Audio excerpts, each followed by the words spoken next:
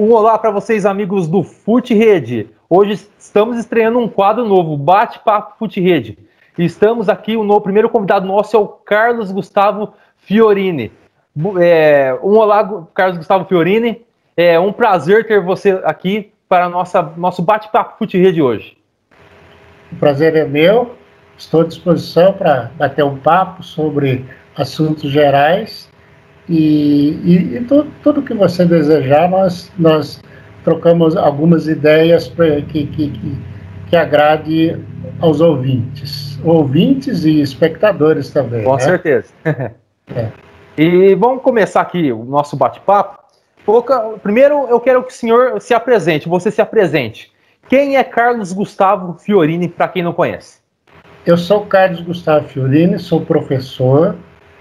Eu fui professor, vice-diretor, diretor, supervisor de ensino e até substituí o dirigente de ensino.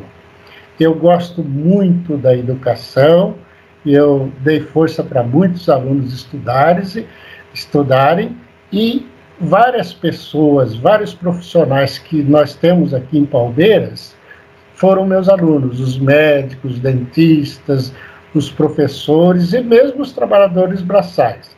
Eu sou formado em História, Estudos Sociais, Ciências Sociais e Pedagogia com Administração e Supervisão.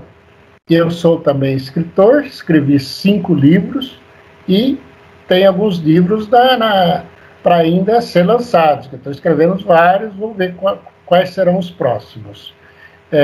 Gosto de pesquisar muito, faço palestra e gosto de um bate-papo assim, atendo várias pessoas em entrevista, inclusive já atendia as TVs da região, as rádios, e como no seu caso, como o YouTube e outros meios de comunicações, eu estou sempre atendendo, falando sobre assuntos diversos. Sim. E qual a sua relação com o futebol, ou em especial o futebol de Santa Cruz das Palmeiras? Eu nasci na fazenda Morro Alto e lá eu comecei a jogar futebol, desde criança. A partir dos 12 anos, por sugestão de uma pessoa de São Paulo, Toninho Português, parente da família Caval Moretos daqui da região, meu pai começou, por sugestão desse Toninho, meu pai começou a anotar meus gols. E jogando lá na fazenda Morro Alto, depois vim para a cidade, juvenil do Palmeirense, no time da Congregação Mariana, outros times por aqui, time dos bancários, time dos professores. Criamos, eu com o Sérgio Bonvicino, fundamos o Grêmio Universitário e jogamos muito nele. Joguei muito nesse Grêmio Universitário. Era um time de ex-jogadores, jogadores que eram verdadeiros craques. E fui fazendo gol, anotando meus gols. Tanto é que em 2011 eu recebi uma placa de gol 1000, né? Olha só. Fiz bastante gol. E sempre faço, ainda jogo no Futebol Society do Palmeirense, gosto muito de falar com a turma, de terça-feira tem a turma pós-48, mas tem dia que eu jogo no pós-48, pós-35, jogo no meio da molecada. Eu participo do futebol em tudo. E gosto de ver o futebol. Sou palmeirense, não fanático, mas torço para o Palmeiras e gosto de ver jogos de outros times. E gosto bem do futebol. Né? Eu acompanho, no geral, o futebol mundial. E continua fazendo os gols? Continuo fazendo os gols. Agora com a pandemia a gente parou um pouquinho, eu parei um pouco, porque para evitar contatos, sim, e até definir a que linha vai seguir essa Covid, que futuramente tem que tomar vacina e nós vamos ter a Covid mesmo, né? Sim, vamos ver com certeza. como é que segue a pandemia. Mas logo eu já vou alternar os campos. De vez em quando eu vou no Palmeirense, entro no meio da molecada de máscara mesmo, né? E a molecada gosta que eu bato bola com eles, tem meninos e meninas, eu dou uns toques para eles, não faço questão de fazer o gol, mas toco, incentivo eles para chutar, para fazer o gol, para jogar bem. Eu gosto sim de futebol. Com certeza. Vamos aqui para a próxima pergunta aqui. Eu quero que o senhor fale agora conte-nos mais sobre o Sport Clube Palmeirense, a história um pouquinho do Sport Clube Palmeirense, que é o principal clube de Santa Cruz dos Palmeiras, que é um dos principais da região, né, e um dos mais antigos do estado de São Paulo, né? É verdade. O Sport Clube Palmeirense nasceu ali naquela quadra da Avenida 15, onde tem o supermercado Solar e o posto ali. Ali era o campo do Palmeirense. Em 7 de setembro de 1908, fez o primeiro jogo contra o CAP, o Clube Atlético Pirassunundense, e o jogo foi 0-0. E disputava os jogos por ali mesmo, né? E depois mudou aqui para a Rua Coronel Penteado. O próprio Coronel Penteado ajudou na doação de terreno, na construção do estádio, e foi feito o estádio de futebol, né? Que até hoje é um estádio muito bom. Sim. Hoje tem capacidade para 8.000 pessoas. E mais tarde, um grupo de diretores fundaram o clube recreativo, com piscina. Depois foram instalando outras atividades, o campus de society, o tênis e outras atividades. Tem lá agora, eu fui diretor do Palmeirense, né? Fui conselheiro, e como conselheiro nós aprovamos o projeto da construção do prédio ali, a sede. Olha. Tem várias modalidades, tem academia, tem dança, tem o salão de festa, que é magnífico, não é? E o futebol continuou, né? O Palmeirense teve uma época de brilho, jogou muito, teve futebol. Em 1929, o campo estava em reforma e o Palmeirense jogou contra o Torino da Itália. Olha só, hein? E veio visitar o Brasil. E um dos jogadores, que era diretor, morreu naquele acidente de avião quando o Torino, em 1948, né? O Torino ganhou a Copa da Europa em Portugal. Voltando, disse que o aviador começou a dar uns giros lá para fazer festa, bateu na torre da igreja, e um diretor que jogou aqui, que era o Martins, morreu naquele acidente. Olha. Né? Foi um dos episódios que marcou o Palmeirense. E o Palmeirense disputou várias modalidades do Campeonato Paulista, e uma época colocamos eles na Série B. Eu era diretor, nós colocamos, até foi quando veio o Tostão, que até hoje é funcionário do Palmeirense, né? Sim. Trouxemos alguns jogadores de fora e disputamos o campeonato da Série B. Depois, financeiramente, não foi mais possível, né? Aí, o futebol começou a infrar demais financeiramente? Começou. Aí dependia de muito dinheiro, muito investimento, e o futebol ainda continua, ainda tem o time palmeirense. Até você já jogou lá no Centenário, você comentou conosco que você jogou. Sim. Então, continua esse futebol razoável, né? Não dá para fazer um grande time, porque envolve um custo muito alto. E o Palmeirense hoje, dentro da cidade, é um clube recreativo espetacular, né? Eu fui diretor, conselheiro, sócio, fizemos muitas campanhas para arrecadar fundos, tanto para o futebol, como para a melhoria, para a construção das piscinas, de outras obras no clube. Um clube referência em toda a região, né?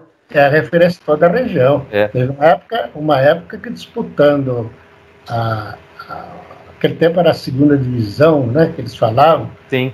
Ele só não seguiu em frente porque acabou o dinheiro, mas ele chegou a disputar em Campinas com o time de Cravinhos. Depois teve que parar porque não aguentava mais, que era os diretores que colocavam o carro, colocavam dinheiro, etc. Porque aquela época já começou a ficar um pouco mais caro, né? Hoje, então, não se fala, né? Hoje o futebol está muito elitizado. Hoje, Eduardo, você vê que é impossível manter um time pequeno, a não ser que tenha uma grande empresa que patrocina, né? Exemplo é o Bragantino, né?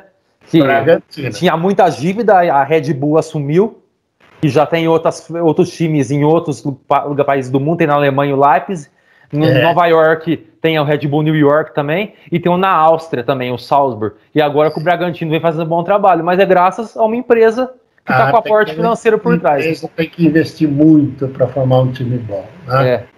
Você vê que aí em Casabranca tinha um time de vôlei ou basquete, não me lembro bem, mas era que foi até as finais, mas era financiado por uma grande empresa, senão é impossível manter um time esportivo nas altas divisões, mesmo porque o jogador é caro, né?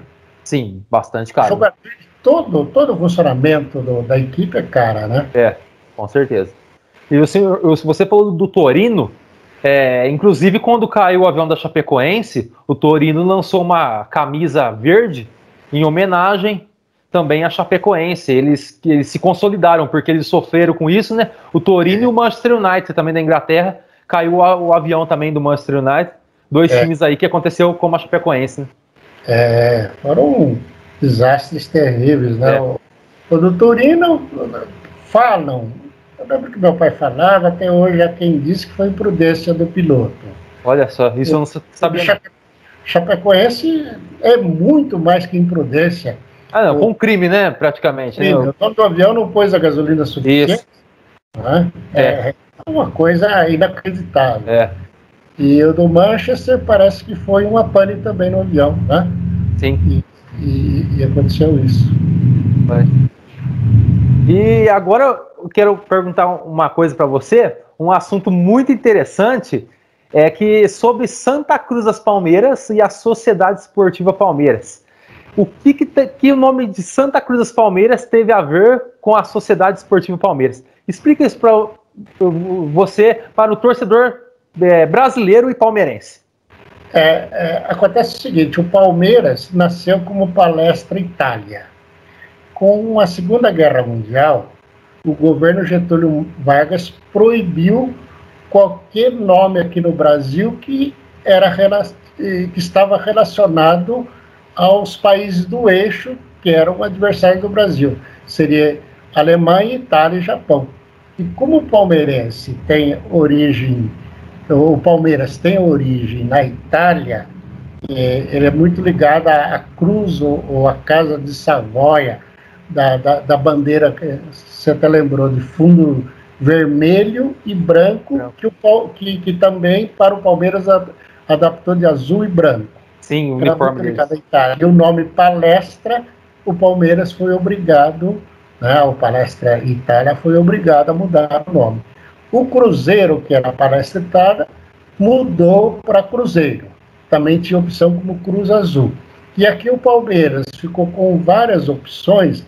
O Palestra Itália tinha várias opções.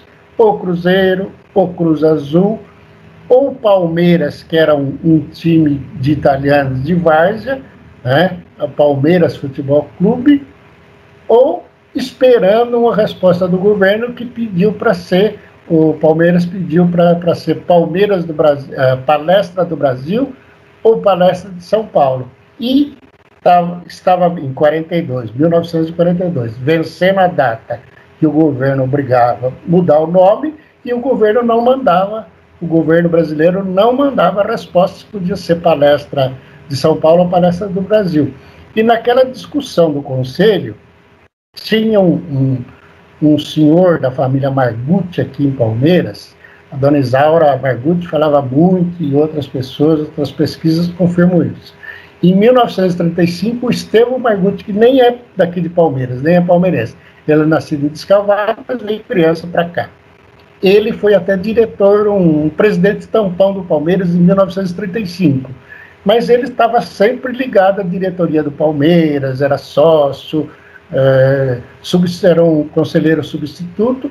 Quando estava, em 1942, discutindo se o nome seria Cruz Azul, Cruzeiro, se espera Palestra Itália, Palestra do Brasil, se coloca Palmeiras, se coloca outro nome, o Estevão Margutti entrou, falou com o conselho, gente, já que vocês pensaram em Palmeiras, vamos pôr Palmeiras, que é o nome da minha cidade, e discutirem, e o Palmeiras ganhou. Por isso que é Palmeiras. Então, o nome Palmeiras, Sociedade Esportiva Palmeiras, está ligado a Santa Cruz das Palmeiras, a nossa cidade.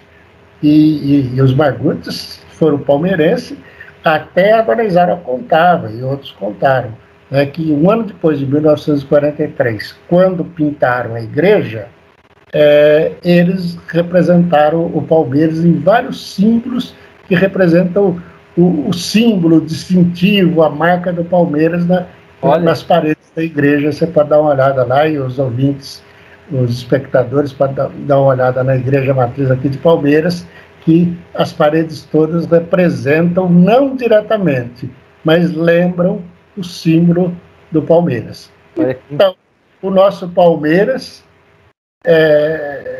você é São Paulino, mas a Sociedade Esportiva Palmeiras tem também origem no nome da nossa cidade. Que história sensacional, né? É uma história interessante. E muita gente não sabia, inclusive muitos palmeirenses, e eu também não sabia, e muitos palmeirenses não sabiam, né? Se você se lembrar, você leu o livro Manezinho, Crimes e Mistério, no livro... Sim, isso, com certeza, o nome da nossa cidade ajudou a definir o nome da Sociedade Esportiva Palmeiras, que é o time que eu torço e vai jogar contra o seu terça-feira, né? Sim, definir a vaga na Taça Libertadores da América. Pena que se enfrentaram tão cedo, né? Podia se enfrentar tendo uma final, né? Seria melhor. Mais pra frente. Mas é o cruzamento que eles definem, né, para seguir, e ainda é possível que mais brasileiros se encontrem ainda pelo caminho. É provável, né? Porque do ano passado foi uma final entre brasileiros, porque eles ficaram na final. Sim. Que foi o Palmeiras, que foi campeão, versus Santos. Que também chegou à final, né? Sim. E falando sobre... Você falando sobre os livros, aqui eu tô com o livro do Manezinho aqui, que eu tenho aqui, com muito prazer, eu li esse livro, inclusive eu recomendo para quem está assistindo aí, um livro espetacular, não fica preso apenas na história do Manezinho, e sim, a história de Santa Cruz dos Palmeiras, uma grande parte da história contada aqui, é um riquíssimo... um conteúdo riquíssimo nesse livro, e eu peço para que você fale um pouco sobre esses livros agora, não só do Manezinho, mas como todos os livros que você tem. O livro Manezinho, Crimes e Mistérios, eu tenho aqui na 3ª edição. Quem quiser adquirir está aqui, a gente faz até com desconto, desde que goste de ler, né? E é um livro, é meu primeiro livro. Eu comecei a escrevê-lo por volta de 2000, um pouquinho antes, lancei ele em 2003, mas é uma história que eu tenho conhecimento desde o tempo de criança. Os meus avós falavam muito da história do Manezinho, que foi linchado nas ruas de Palmeiras porque matou uma mulher na Fazenda São João, que hoje é a Fazenda Santa Eugênia. O compadre dos meus avós, Dr. Amaral, era médico, e o pai dele era médico, e médico da família dos Bicudos, lá da Fazenda São João, hoje Fazenda Santa Eugênia, onde aconteceu todo o fato, né? E também, quando nós morávamos no Baguaçu, eu e meu pai ia até a Fazenda Santa Eugênia, que a pedido dos Calfati, que eram os donos da fazenda, e meu pai fazia instalações elétricas. E os Calfati, o seu Zeca e o seu Natália, eles contavam: olha, João, aqui aconteceu que a mulher foi morta, não sabe quem, depois acusaram o Manezinho, um ex-escravo, uma pessoa muito boa, foi levado para a cidade e foi linchado nas ruas da cidade. E hoje, como tem na capa do livro, o túmulo dele, as pessoas acham que ele é inocente e acham então que ele faz milagre, tanto é que o túmulo dele, pode ver na capa do livro, é cheio de flores, velas, sim, pedidos, vários pedidos, e entendem que o Manezinho faz milagres. Esse foi meu primeiro livro. A pesquisa foi muito difícil porque poucos documentos. Eu me lembro que eu era supervisor de ensino em Casabranca e tinha uma colega lá na diretoria que foi transferida para o fórum. Eu pedi autorização para o juiz e ela me ajudou. Deu o que fazer para achar alguma citação, porque naquele tempo Palmeiras não era um município independente. Palmeiras era meio, como se diz na gíria, aí meio cachorro sem dono. Pertencia um pouco a Casabranca, um pouco a Pirassununga, sim, pouco a verdade.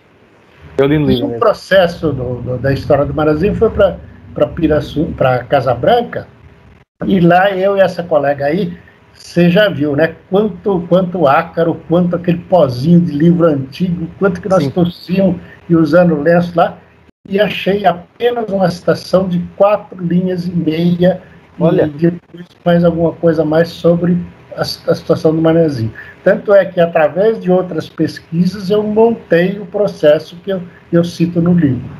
Não é? E depois, para pesquisar quem que é o verdadeiro criminoso, se o Manezinho era inocente ou não, que os leitores vão descobrir isso. Tem 2 surpresas.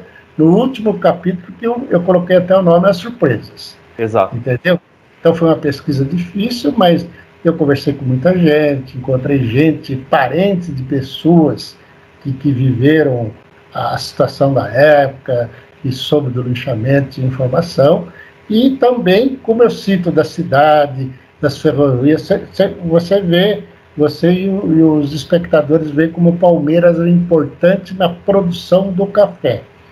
Em 1893, 1892, nós tínhamos 2 ferrovias em Palmeiras. Tinha um entroncamento da Estrada de Ferro Murjana, de Pirassununga, Pirassununga não, de Casa Branca a Tambaú, fez um entroncamento aqui na Fazenda Laje, a Fazenda Santa Veridiana. E também o conselheiro Antônio Pado, dono da Fazenda Santa Veridiana, trouxe a Estrada de Ferro Paulista que tinha parado em Pirassununga. Então veio para cá, né, parou na cidade, teve várias estações até aqui, que era Laranja Azeda, ainda em Pirassununga, depois o Baguaçu, no município de Pirassununga, depois a Santa Silvéria, que a Santa Silvéria era aonde a fazenda São João, lá dos Bicudos, onde aconteceu o Fábio Manezinho, transportava o café. Sim. Vinha para cá, para Palmeiras, e depois a estação, a linha de ferro seguiu até a Santa Veridiana. Lá tinha uma baldeação dos trens, das pessoas e cargas que vinham de Casabranca ou Tambaú e entravam aqui na Estrada de Ferro Paulista, né? Estrada de Ferro Paulista, que é essa hoje que está desativada. Temos só as estações que usam aí como museus e alguma coisa. Então, o café era tão importante aqui em Palmeiras que trouxe 2 ferrovias. E Palmeiras só foi município com a Comarga em 1894, 2 anos depois de ter 2 ferrovias. Mas o café ainda foi a grande produção. E a Fazenda Santa Veridiana e outras foram premiadas pela produção de café, e a Fazenda Santa Eugênia hoje, São João daquela época, também era altamente produtora de café. Por isso que no livro eu coloco a história do café, a história de Palmeiras, a história dos imigrantes, dos italianos. Ali onde era o palmeirense, você viu no livro, ali onde começou o palmeirense, onde está o supermercado Solar, ali era o Regina Margarita, Società Italiana Regina Margarita, que era a associação dos italianos, dos imigrantes que vieram para cá. E muitos de nós, os Amparo, vocês, os Ciurines da minha família, pelo menos tem alguma ligação. Meu avô nasceu na Itália, Carlos Ciurini nasceu na Itália, minha avó, Maria Scarabel, também nasceu na Itália. O meu avô Gustavo Mônaco também nasceu na Itália. Só minha avó materna, a Benedita, que era brasileira. Os outros 3 avós eram italianos. E o imigrante italiano, então, foi o que atuou muito no café, trabalhou muito. Até que você viu no livro, era a honra dos italianos, era uma questão de honra passar em frente à sede da fazenda, ou escritório com escuro, e voltar à noite com escuro. Quer dizer, eles trabalhavam o dia inteiro na roça, produzindo o café. E eu acho interessante a parte que eles cantavam uma música que era como se fosse uma música de rebelar, né, contra os bicudos, né? Era o Vapenseiro, a ópera de Verdi, né? Eles cantaram, que era um hino de independência, porque Verdi tinha uma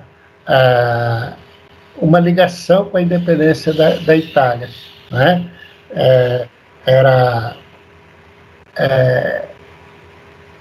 quando a Itália se unificou e tornou-se independente, a música representou um hino, né?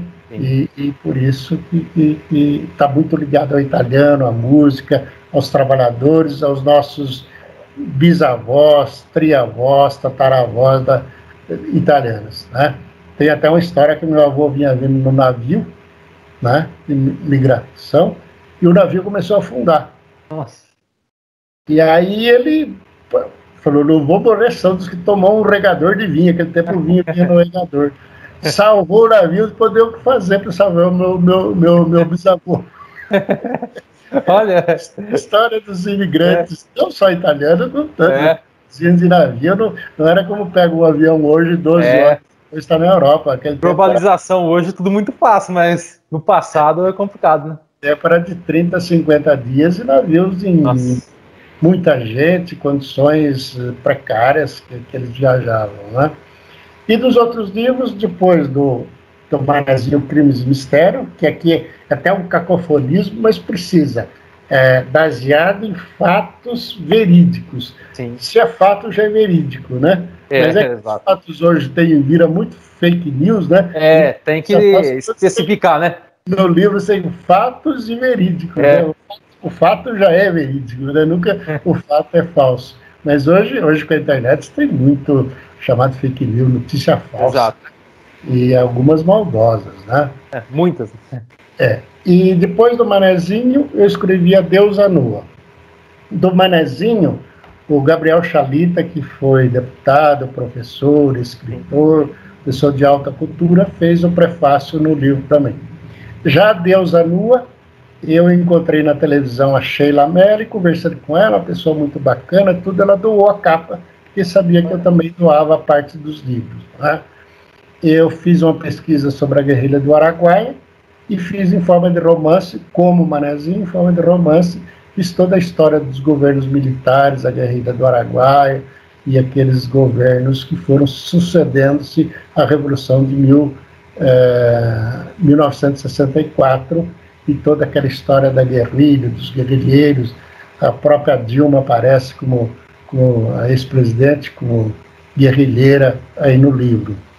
E na página 69 tem ela como parte dos guerrilheiros. Depois escrevi um livro de contos. Nesse livro de contos se chama Contos de Magias. Ele tem 3 romances e tem muitos contos, coisas engraçadas, principalmente do futebol. Por exemplo, do meio gol a 0, o cara que torceu errado por causa da camisa, porque o time com a camisa, e assim por diante, várias histórias. Aí, junto com o Antônio Carlos Amparo, escrevemos um livro de economia, que é Cooperativismo e Empreendedorismo. E agora, o último livro é esse que eu te mostrei a capa, que é um livro infanto-juvenil, que são As Aventuras na Ilha Misteriosa e Invisível, que parte aqui da represa numa nave, uma nave anfíbia, quer dizer, ela é lancha, é submarino, é nave espacial e é terrestre. Ela parte aqui da represa do Davi, segue o rio Pessegueiro, segue o rio Feio, o Cocais, o Jaguari, o Mogi, o Pardo, o Rio Grande, e vai encontrar a Ilha Misteriosa no Rio Paraná. Então, a criançada, 36 crianças, que são minhas 2 netas, os amigos daqui de Campinas, vão viajando e vão descobrindo a natureza, o que há de interessante entre os rios, as matas, as cidades, enfim, tudo que vai encontrar por aí. É um livro gostoso de ler. As pessoas que leem falam até... Eu viajei com a criançada, né? Quando eu leio o livro. Viajei também com a criançada, gostei do livro. E agora estou pensando em alguns outros livros, mas ainda não tem nada definido. Gosto de escrever, gosto de ler, gosto que as pessoas leiam, né? Por exemplo, por intermédio do Fernando, fiquei sabendo que você gosta muito de ler, e tomara que você leia e divulgue muito a leitura. Eu vou assim, ser sério para o senhor, eu comecei a ler, já falei em off, né, de 1 ano e meio para cá, e para quem está assistindo também, né, para a gente falar a experiência de leitura, eu descobri um outro mundo com a leitura. A leitura é um meio espetacular, principalmente para a mente. A gente parece que redescobre uma parte da mente que estava adormecida. A leitura, ela abre uma parte da mente, ela abre nossa mente muito. É impressionante. E no começo parece que é difícil ler um parágrafo, depois é difícil ler 2 páginas, depois está lendo um livro, 2 livros, que nem que está passando com instalar de dedo. É assim mesmo, mas só que é espetacular. A leitura é um universo que eu conheci. O único lamento meu, eu devia ter conhecido antes, mas é espetacular. Eu sou apaixonado pela leitura hoje.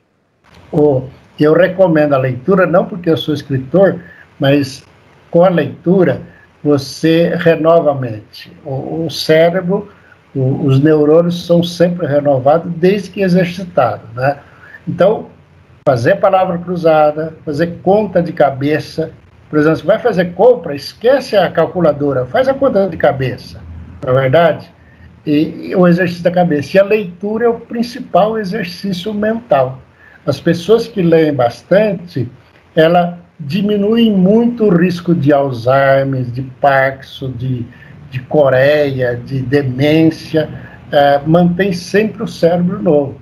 Portanto, as pessoas de média idade, as crianças mesmo, e todas as pessoas de mais idade agora, quer fazer um exercício mental, passe a ler. E não precisa ter leitura específica, como livro como os meus, que são romances, contos, ou alguma coisa. Qualquer leitura, às vezes até ler a bula do remédio é bom, né? Ler uma revista, ler alguma coisa, um jornal, porque a leitura Eduardo, a leitura da internet, ela passa a ser cansativa e ela nem sempre melhora o cérebro, ela pode até prejudicar um pouco a vista, ela passa a ser uma mania que não é tão saudável. Agora, a tela cansa, né? A tela cansa. Ela cansa e cansa o cérebro também. Sim. Agora, o livro é diferente. O livro ele é um exercício mental espetacular. E tem gente que fala, né, que eu já conversei com pessoas, às vezes a pessoa fala, eu não gosto de ler. Eu digo que o livro é que nem filmes. Existe vários gêneros. E algum gênero a pessoa provavelmente vai se encaixar, né? Vai gostar. Às vezes a gente fica até triste, eu fico triste, quando às vezes um professor, não tenho tempo para ler, não gosto de ler, eu leio pouco. É uma ajudação isso, né? Principalmente o professor tem que ler bastante. Sim. Né? Eu acho que eu aprendi muito na faculdade, mas o que eu aprendi muito foi através de leitura. Eu li muitos livros, e li tudo quanto é livro. Né? Desde a Bíblia, que eu não consigo ler muito, mas eu leio um pouco a Bíblia, mas li todos os outros tipos de leitura, todos os assuntos. Né? Eu gosto de ciências humanas, né? Sou formado em História, Ciências Sociais e Pedagogia, mas eu gosto também um pouco de matemática. Eu gosto de às vezes, ver a matemática como aquele jogo de exercício, né? Se você começar a fazer conta, você está exercitando a cabeça. Né? Às vezes, eu até falava para os alunos, chegar ao resultado do exercício não é tão bom como você tentar fazer o exercício, apaga, até rasga a folha, até rasga a folha de prova. Mas ele tentou, ele está buscando a resposta. E isso, né, cada vez que se encontra um obstáculo, mais o cérebro desenvolve mais. Por isso que a leitura é isso e os exercícios de matemática, né? Então, às vezes até brinco aí com a criançada, tudo, né? Vou até fazer uma pergunta para você e para os ouvintes. Quando que 2 mais 2 são 5? Quando que 2 mais 2 são 5? Eu não sei. Telespectadores aí seus têm que responder. Quando que 2 mais 2 são 5? Você não tem resposta? É simples. Sua mulher está aí perto? Pergunta para ela. Não, agora ela não está aqui, não. Não está. Você não sabe responder que quando 2 mais 2 são 5? Não sei não. É bem simples, é quando a conta está errada. Ah, tá. Só pode, né? Só de você pensar, tentar resolver, você já fez exercício mental. Né? Na verdade, eu não tentei, né? Já tive o hábito de falar, não sei, né? Tem uma de português também. Vamos ver, vou colocar para você e para os seus espectadores. De português. Como é que você conserta essa frase? Enquanto os monges pastam, os burros rezam. Enquanto os monges pastam, os burros rezam. Como é que conserta essa frase? Creio que inverteu os monges com os burros, né? Mas você não pode mexer em nada. Você não pode mexer na estrutura da frase. Ah, sim. Enquanto os monges pastam, os burros rezam. Então você chega lá numa abadia, num convento, num mosteiro, você vê os burros com o terço na mão rezando e os monges agachados comendo capim. Conserta facinho. É assim. Enquanto os monges pastam os burros, vírgula, o que eles fazem? Rezam. Para entender, é o seguinte: enquanto os monges tomam conta do burro pastando, eles rezam. Ah, sim. É uma vírgula que muda o sentido. Enquanto os monges pastam os burros, não é pastam eles. Eles levam os burros, enquanto os monges levam os burros para pastar, o que eles fazem? Rezam, entendeu? Então, essas pequenas coisas que ajuda o exercício mental, não é? É como aquela, de 25 tira, quanto dá? 25, quanto dá? 25 tira 15, então. Não, é de 20,5 tira, entendeu? A gente pode falar mais alguma coisa ou você está com o tempo limitado? Não, pode falar. Então, de 25 tira. De 20, você tira no 5, dá 15, dá né? 15, sim. É que nem tem aquela que fala assim, tem que contar no dedo. O rato roeu a roupa rica do rei de Roma. Você contou? Conta aí. O rato roeu a roupa rica do rei de Roma. Agora eu faço a pergunta. Quantos R's tem isso? Dá 6, né? 6. Não, nenhum. O rato roeu a roupa rica do rei de Roma. Esquece isso. Agora eu pergunto para você. Quantos R's tem isso? Nenhum. Isso. Olha só. Uma... Os R's, né? Olha só. Isso é uma aula para os telespectadores exercitar a mente, né? Que nem a gente está falando, né? É realmente uma aula muito interessante. Um pouco longa, mas é muito gostosa e caiu até na FUVEST, viu? Olha só.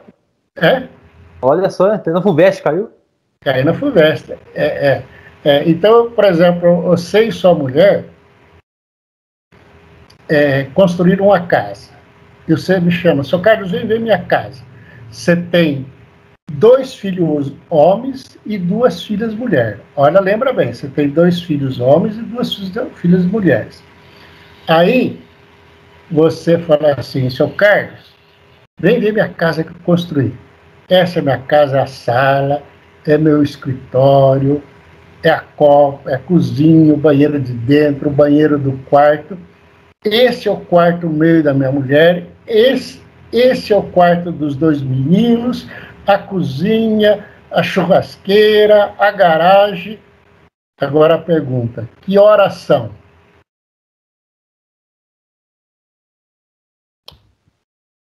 E agora, hein? É você e sua mulher. Você tem 2 filhos e 2 filhas. Essa é a garagem, o escritório, a sala, o quarto meio da minha mulher, o quarto dos 2 meninos, a cozinha, a copa, o banheiro, tal. Que horas são? Não faço ideia. O que eu não citei? Não citei das meninas.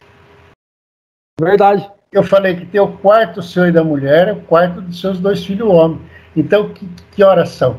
Falta um quarto para as 2. 15 para as 2. Falta um quarto para as 2 meninas. Sim. Você vê que exercício mental espetacular? Olha, depois... Isso, eu não tinha conhecimento desse tipo de exercício mental. A maioria eu não tinha conhecimento, não.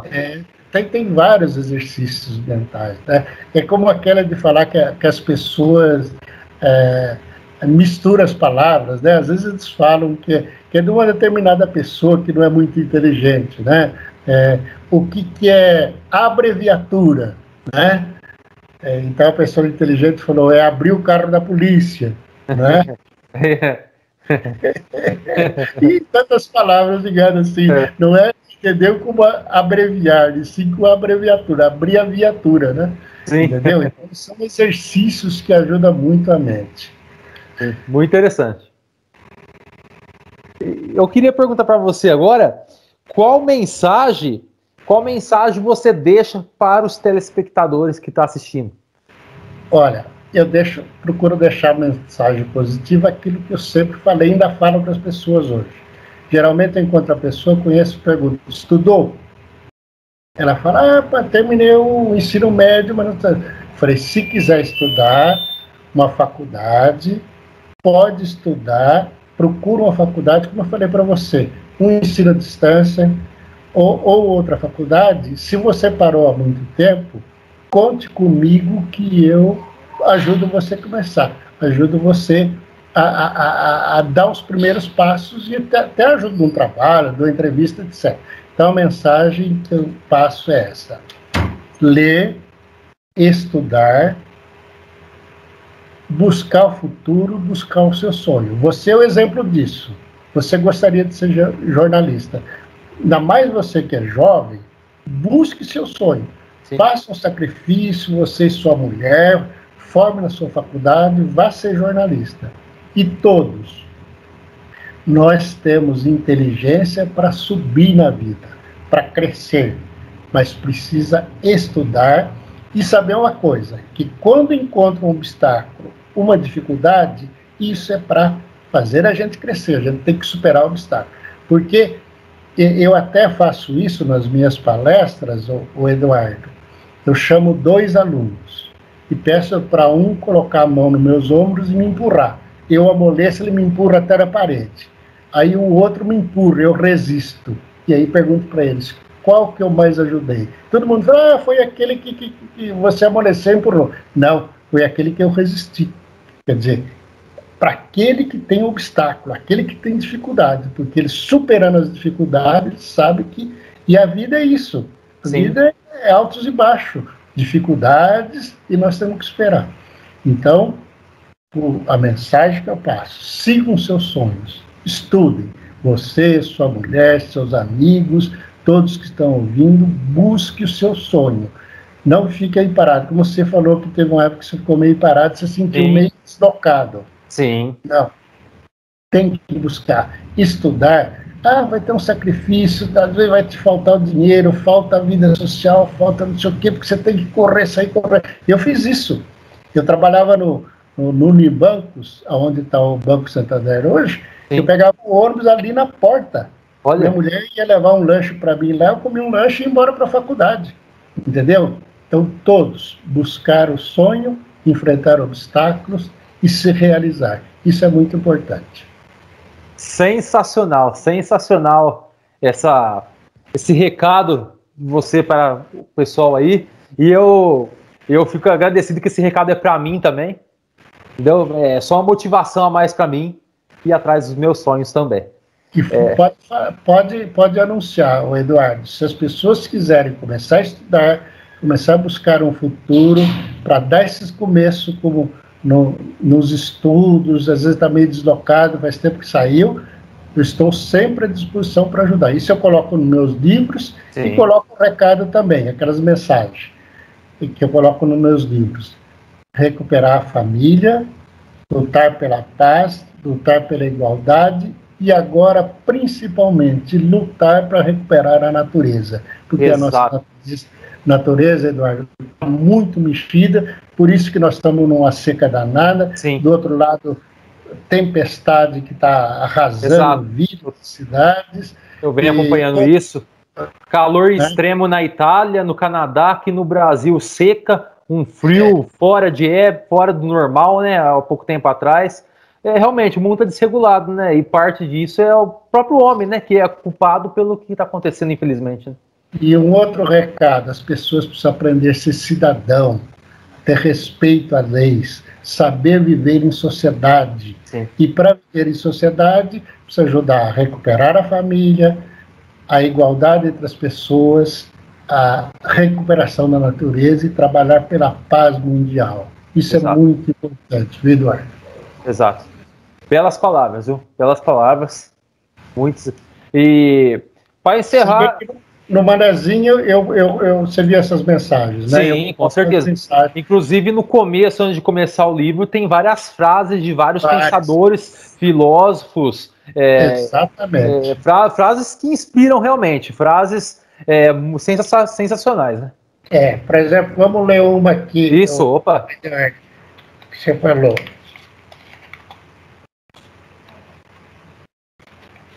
Vamos ver as frases aqui. A curiosidade para as mulheres. Depois você lê de novo para sua mulher ou para sua sogra. Sim. A curiosidade é uma das formas de bravura feminina. Então, a curiosidade da mulher não é nada de pejorativo, é uma bravura dela. Bravura. Todos pensam em mudar o mundo, ninguém pensa em mudar a si mesmo, né? Essa frase serve muito para o mundo atual, né? A gente precisa mudar a nós mesmos para mudar o mundo. Exato. Porque o mundo precisa de uma mudança, principalmente nesse aspecto. Recuperar a família, a paz mundial, recuperar a natureza e a igualdade. Ninguém é diferente de ninguém. Nem a mulher, nem o negro, nem o índio, nem o gay, nem ninguém. Somos todos seres humanos, cada um tem uma opção. Exato. Precisa respeitar. Toda vez que nós respeitamos os outros, nós somos respeitados, nós vivemos melhor. E a gente fica feliz. E sempre agora, principalmente agora, ajudar algumas pessoas que estão com dificuldade. A pandemia da Covid deixou muita gente em dificuldade. Então, essa solidariedade, esse bem-querer por essas pessoas faz bem para nós. Né? Com certeza. Nós sentimos bem. A tolerância, né? Ter o mundo mais tolerante, né? Tolerância. Entender as pessoas. Não faz mal. Então, por exemplo, tem uma hora que desrespeitam o gordo, o baixinho como eu, o outro que é isso, outro que é... Não, nós somos seres humanos. Nós somos 7 bilhões e 700 milhões na face da Terra. Cada um tem seu estilo, tem sua imagem. Quem que pode culpar um gordo, culpar um baixinho, culpar um deficiente também? Respeitar os deficientes. Exato. E essa mensagem também, Eduardo, vai para os deficientes. Eles, mesmo com deficiência, eles vão ver agora, daqui, acho que 9 dias vai começar a Paralimpíadas. Sim. Mesmo com deficiência, eles podem chegar, estudar, chegar num lugar de um grande futuro. Né? Isso, sensacional. Paralimpíadas realmente sensacional, né? As Paralimpíadas são mais importantes que as Olimpíadas. Sim. E nas Olimpíadas não são importantes só aqueles que tiveram medalha de ouro, medalha de prata e medalha de bronze. Aquele que chegou em 10º, em 13º, em 18º, tudo ele participou, ele deu o seu talento, ele trabalhou por isso. Tem que valorizar essas pessoas. Muitas vezes matou 10 leões para estar lá nas Olimpíadas, né? Bem como os deficientes agora, as Paralimpíadas. Então, toda pessoa, mesmo que deficiente, ele tem condições de lutar e subir na vida e alcançar o seu grande sonho, o seu grande desejo. Sim. Quer deixar mais algum recado para terminar para as pessoas? Principalmente para quem estuda. Estou à disposição para ajudar em TCC, em trabalho, dei entrevista dos meus livros. Tenho meus livros, os 5 livros que eu lancei, tem aqui, eu vendo com desconto, baratinho. Se a pessoa não puder pagar, eu até vendo porque uma parte eu dou para assistência social. Né? Por exemplo, o Manezinho hoje, R$30, R$25, metade eu dou para assistência social. Olha. Entendeu? Mas se a pessoa não puder, eu dou o livro também, desde que ela queira ler, que ela goste de ler, passe a ler. Entendeu? Então temos meus livros. E você já ganhou o Deus Anua, viu? O livro, obrigado. O romance sobre a guerrilha do Araguaia. E tem o Manezinho, Crimes e Mistério, Deus Anua, Contos e Magias, Cooperativismo e Empreendedorismo e As Aventuras da Ilha Misteriosa e Invisível. São meus livros, estão à disposição de todos. E leiam sempre. Estude sempre. Buscar o seu sonho sempre. Isso, que belas palavras. E é assim que a gente vai terminando essa entrevista. O que eu tenho a falar é que eu fico muito agradecido de ter você. À disposição. Eu e toda a equipe do Fute Rede fica todo agradecido de ter você sendo entrevistado pela gente aqui. Você está aqui. Você foi o primeiro convidado nosso do Bate-Papo Fute Rede, que é um projeto nosso que tem de se estender cada vez mais. A gente bateu um papo legal, como foi esse de hoje, com mais pessoas, entendeu? Com mais pessoas que têm a ligação, principalmente com futebol, mas não ficar preso só ao futebol, né? Falar de um todo, que nem a gente falou hoje, até recado para a sociedade, que nem falou hoje. Eu me sinto lisonjeado aqui, eu sinto que eu fui não só um condutor aqui desse bate-papo, como um aprendiz hoje. Eu fico muito feliz de ter participado de um momento muito importante na minha vida.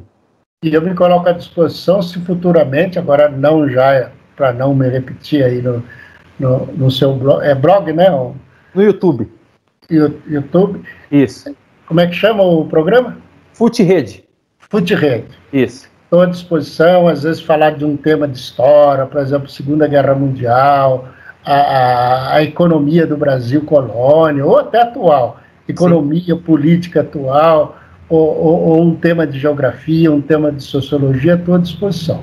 E todas as pessoas que forem estudar, estão com dificuldade com o TCC, com o trabalho, eu estou à disposição para ajudar e não cobro nada, viu, Eduardo? Sim. Você fica o agente aí para divulgar meus livros e à disposição para ajudar as pessoas a estudarem. Sim. E é isso, pessoal. Vamos terminando aqui essa excelente entrevista, esse bate-papo sensacional. E esse é o melhor futebol da rede, está aqui no Fute Rede.